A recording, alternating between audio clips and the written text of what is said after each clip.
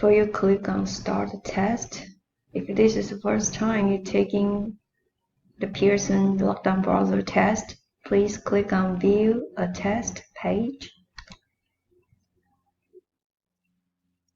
You will see this box pop up. Click on Yes.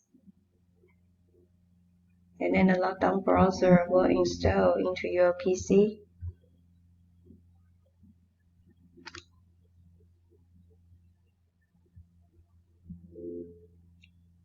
Click on Close Process 4 times until this box pop up.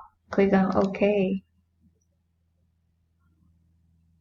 And then click on Start Test.